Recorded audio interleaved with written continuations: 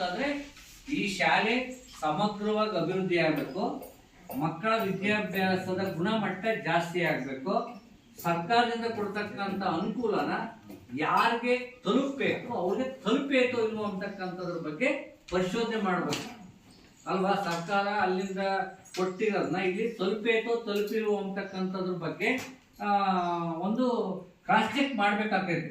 Cross check ಮಾಡಿದಾಗ ಸರ್ಕಾರಕ್ಕೆ ಗೊತ್ತಾಗುತ್ತೆ, ನಾವು ಕೊಟ್ಟಿರ್ತಕ್ಕಂಥ ಅನುಕೂಲಗಳೆಲ್ಲ ಸದ್ಬಳಕೆ ಆಗ್ತಾ ಇದೆ ಅಥವಾ ವ್ಯತ್ಯಾಸ ಆಗ್ತಾ ಇದೆ ಎಂಬುದನ್ನ ಆ ಅಂಶಗಳನ್ನು ಸರ್ಕಾರಕ್ಕೆ ಬೇಕಾಗಿದೆ.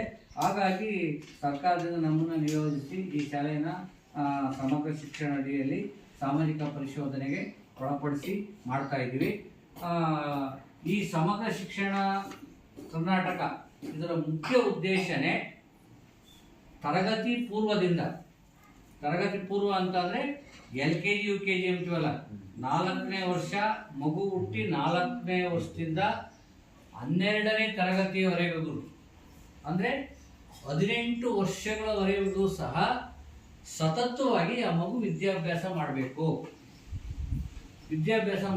ಯಾರೂ ಸಹ ಶಾಲೆಯಿಂದ ಹೊರಗುಳಿಬಾರ್ದು. ಯಾರೂ ಸಹ ನಮ್ಮ ರಾಜ್ಯದ ನಮ್ಮ ದೇಶದ ಪ್ರತಿಯೊಂದು ಮಗುನು ಸಮೇತ ವಿದ್ಯಾಭ್ಯಾಸವನ್ನ ಕಲಿಬೇಕು ಮತ್ತು ಅವರಿಗೆ ವಿದ್ಯಾಭ್ಯಾಸ ಕೊಡೋದ್ರ ಬದಲಿಗೆ ಉತ್ತಮ